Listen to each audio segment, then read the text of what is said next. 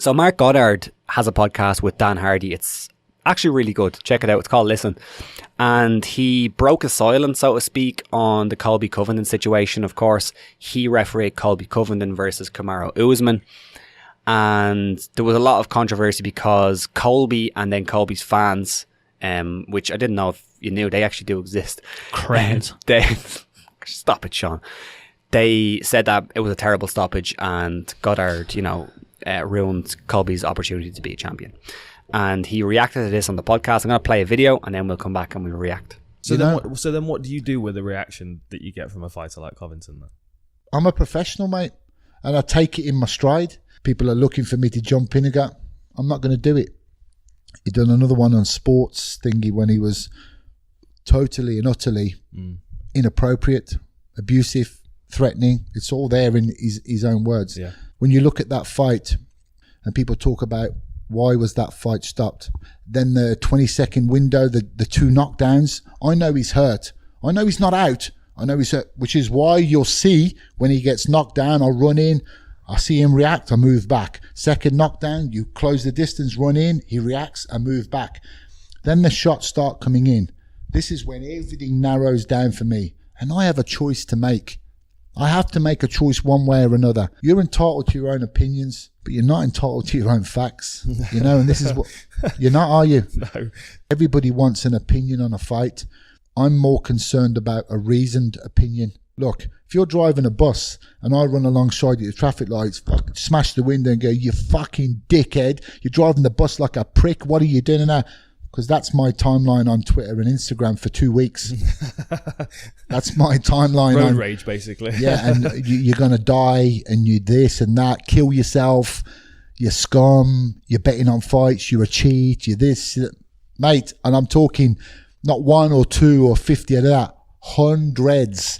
But that's, that's the life of a ref. Yeah. Cool. So there we go. So I thought that was really good because not only did Goddard explain why he made the stoppage, he also very showed clearly. It was very clear. It was very, very clear. And I think this brings it back to the idea that referees and judges, when necessary, should be called upon to explain a stoppage or explain a decision. I think this clearly shows why that would be effective, because watching that, now I didn't have a problem with the stoppage, but watching that, it showed the process that Marc Goddard went through to come to that stoppage and decide that stoppage. He didn't just say, do you know what, fuck, I don't like Colby, I'm going to fuck his opportunities up for the rest of his career, so I'll stop the fight. He didn't do that. He explained why he stopped it. Yeah, to every point. He even looked back or compared it to the Frankie Edgar fight against the Korean Zombie, where it was a similar situation, but he explained why that one didn't stop at the point where maybe the Colby fight was, like similar situations.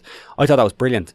And Goddard was he was saying that he is reluctant to do stuff like that, to talk about stoppages, but I just think that outlined why it should happen, and for judges. Yeah, I understand why he doesn't want to be in the public eye necessarily, answering questions about it, because he's a referee. Yeah. And I mean, generally, the thing would be, if a referee does his job, you don't hear about it. But Goddard made the point that you won't hear or see from me if you don't do anything illegal, or you're not going to get, that's the only way you hear from me. Yeah. It's all about accountability. If you have a stinker anywhere in life, you're going to get pulled up on it. 100%. The same should be with judges and referees. Goddard clearly explained why I did this, how I did it, what the thought process was. Fine. So if he would say Colby listens to that and he says Colby's not going to agree with him. Of course. But the thought process is there. Like it or not, this is why he did it. He didn't just decide to say, fuck you.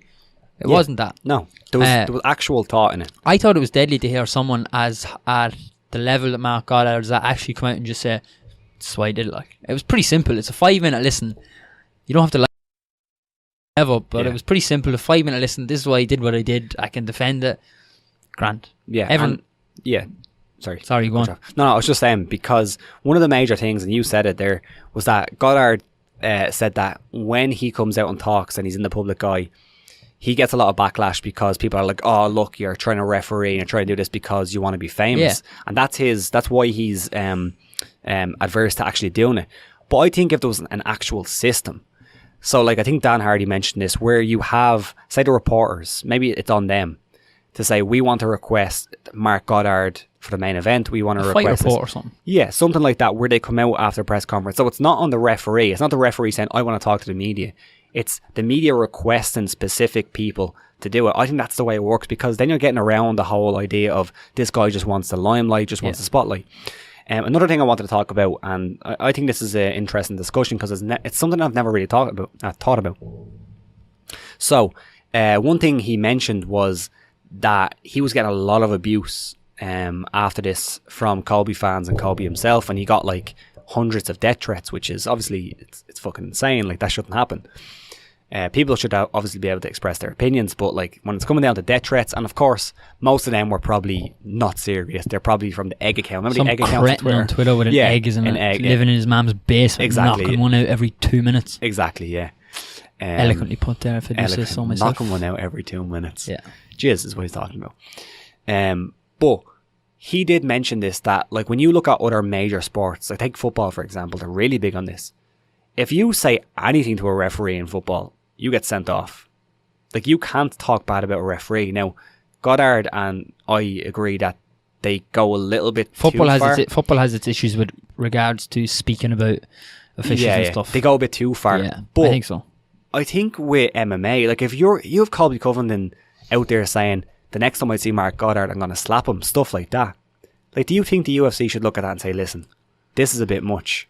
Like, this is a bit much. We should, like, disagree with the stoppage, but we shouldn't be getting to the point where you're threatening violence against the referee. I think one of the most interesting parts of that interview to me was Dan Hardy asked Goddard, "Is it worth it?" Like, and he wasn't sure. Yeah, and he thought about it for a second. He said, "You know what? I'm not even sure." Yeah, that's and crazy. This is a man who like loves MMA as much as anyone, trains, whatever, and he's just like, "You know what? I don't even know." Yeah. I think it's quite reflective of society at the minute and the way things are with social media. Yeah. Colby is literally the epitome of everything wrong.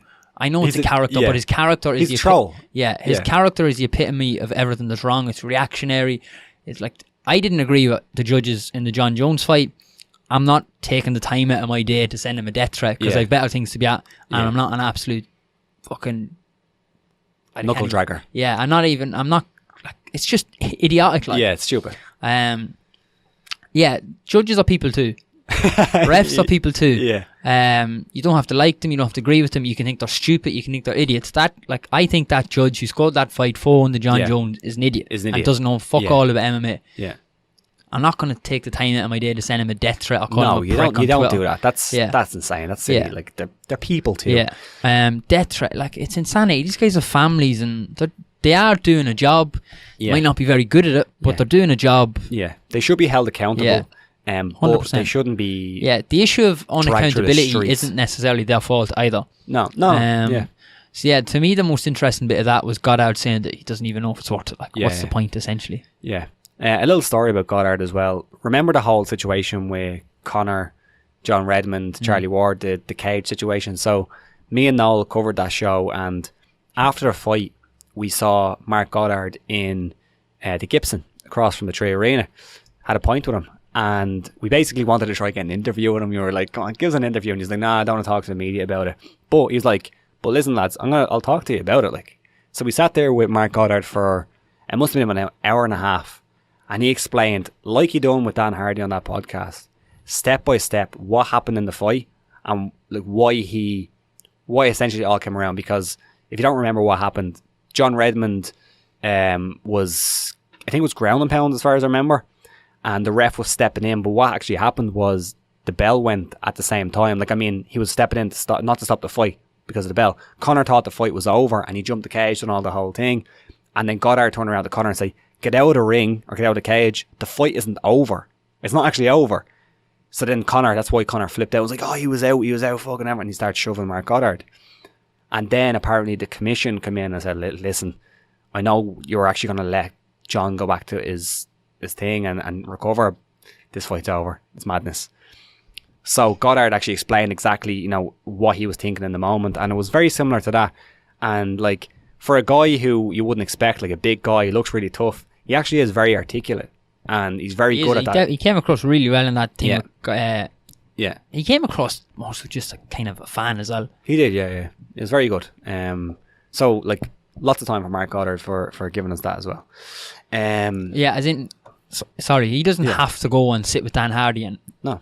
5-10 minutes explain why he stopped the fight or talk about the death threats and stuff. He could easily just sit in his arse somewhere and say nothing. But yeah. Yeah, it was awesome. More of that, please.